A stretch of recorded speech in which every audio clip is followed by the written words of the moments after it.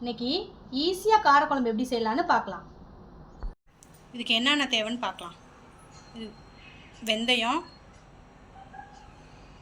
வெங்காயம், தக்காளி, கருவேப்பிலை, கொத்தமல்லி, புளித்தண்ணி, இது வெண்டைக்காய், ஒரே ஒரு கத்திரிக்காய். இது குழம்பு மிளகாய் பொடி, இது தனி மிளகாய் பொடி. இந்த அளவு புளி எடுத்து தண்ணியில் கொஞ்சம் நேரம் ஊற போட்டு கரைச்சி வச்சுருக்கேன்.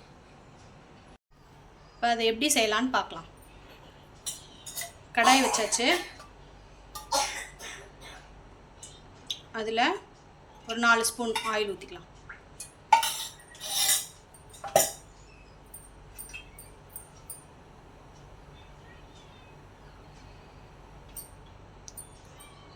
ஆயில் லைட்டாக சூடணுன்னா கொஞ்சம் வெந்தயம், ரொம்ப போட்டால் கசக்கும், லைட்டாக போட்டுக்கலாம்.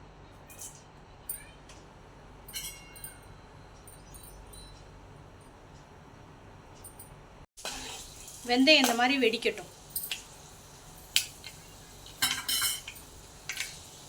நெக்ஸ்ட்டு எடுத்து வச்ச வெங்காயம், கருவேப்பிலை, கொத்தமல்லி.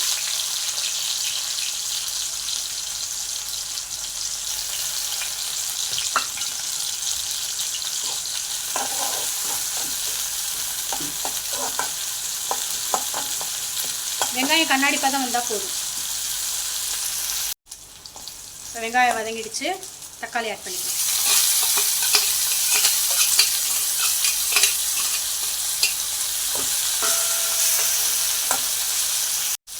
தக்காளி வதங்கிடுச்சு. இப்போ நம்ம எடுத்து வச்ச காய் சேர்த்துக்கலாம்.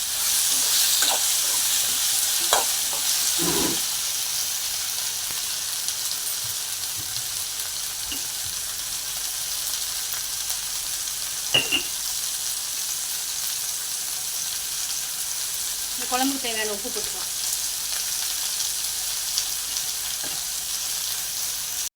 இது குழம்பு மிளகாத்தூள் 2 ஸ்பூன் ஆட் பண்ணிக்கலாம்.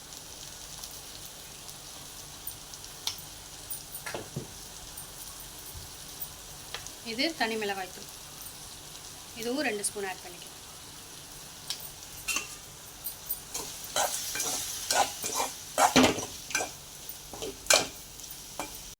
மிளகாத்தூள் வாசனை போயிடுச்சு. இப்போ புளித்தண்ணி ஆட் பண்ணிக்கலாம். கிளறி விட்டுக்கலாம். இப்போ இந்த அளவுக்கு தேங்காய் எடுத்திருக்கேன், இதை மிக்ஸி ஜாரில் சேர்த்துக்கலாம். இதை நல்லா நைஸாக அரைச்சிக்கலாம். குழம்பு நல்லா கொதிச்சிடுச்சு. இப்போ நம்ம தேங்காய் ஊற்றிக்கலாம். வெண்டைக்காய், கத்திரிக்காய் போட்ட காரக்குழம்பு ரெடி ஆயிடுச்சு. உங்களுக்கு பிடிச்சிருந்தா நீங்களும் வீட்டில் ட்ரை பண்ணி பாருங்கள். வீடியோ பிடிச்சிருந்தா லைக் பண்ணுங்கள், ஷேர் பண்ணுங்கள், சப்ஸ்கிரைப் பண்ணுங்கள். பாய்.